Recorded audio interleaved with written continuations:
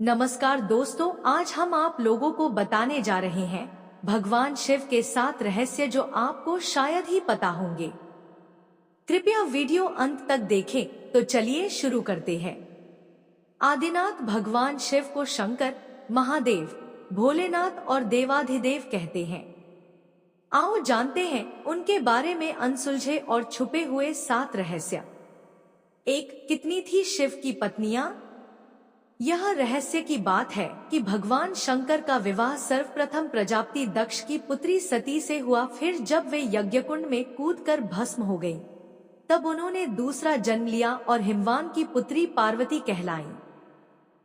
कहते हैं कि गंगा, काली और उमा भी शिव की पत्नियां थी। 2. कितने हैं शिव के पुत्र? भगवान शिव ने पार्वती से विवाह करने के बाद कार्तिकेय नाम का एक पुत्र प्राप्त किया। गणेश तो माता पार्वती के उपतन से बने थे।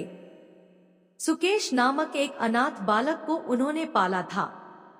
जलंधर शिव के तेज से उत्पन्न हुआ था। अयप्पा शिव और मोहिनी के संयोग से जन्मे थे। भूमा उनके ललाट के पसीने की बूंद से जन्मे थे। अंधक और खुजा नामक 2 पुत्र और थे जिसके बारे में ज्यादा उल्लेख नहीं मिलता है। 3. शिव के कितने शिष्य? शिव के प्रमुख 7 शिष्य हैं, जिन्हें प्रारंभिक सप्तऋषि माना गया है। इन ऋषियों ने ही शिव के ज्ञान को संपूर्ण धरती पर प्रचारित किया, जिसके चलते भिन्न भिन्न धर्म और संस्कृतियों की उत्पत्ति हुई।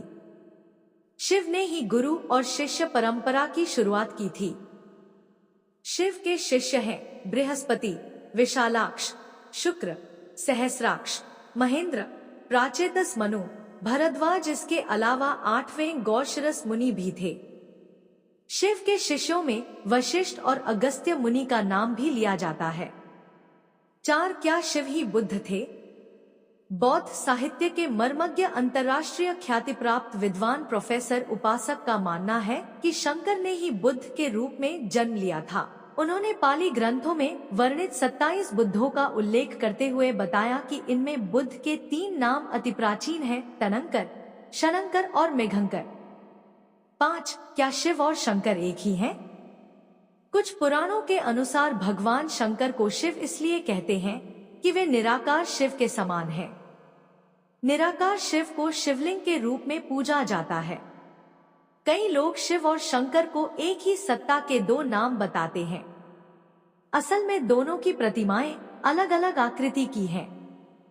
शंकर को हमेशा तपस्वी रूप में दिखाया जाता है। कई जगह तो शंकर को शिवलिंग का ध्यान करते हुए दिखाया गया है। अतः शिव और शंकर 2 अलग अलग सत्ताएं हैं। माना जाता है कि महेश, नंदी और महाकाल भगवान शंकर के द्वारपाल हैं। रुद्र देवता शंकर की पंचायत के सदस्य हैं। 6. हर काल में शिव। भगवान शिव ने हर काल में लोगों को दर्शन दिए हैं। वे सतयुग में समुद्र मंथन के समय भी थे और त्रेता में राम के समय भी। द्वापर युग की महाभारत काल में भी शिव थे और कलिकाल में विक्रमादित्य के काल में भी शिव के दर्शन होने का उल्लेख मिलता है। भविष्य पुराण के अनुसार राजा हर्षवर्धन को भगवान शिव ने मरुभूमि पर दर्शन दिए थे। 7. वनवासी और आदिवासियों के देवता।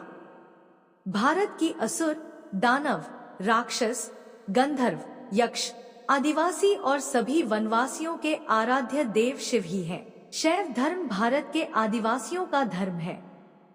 सभी दशनामी, शाक्त, सिद्ध, दिगंबर, नाथ, लिंगायत, तमिल शैव, कालमुख शैव, कश्मीरी शैव, वीर शैव, नाग, लकुलीश, पाशुपत, कापालिक, काल्दमन और महेश्वर सभी शैव धर्म से जुड़े हुए हैं।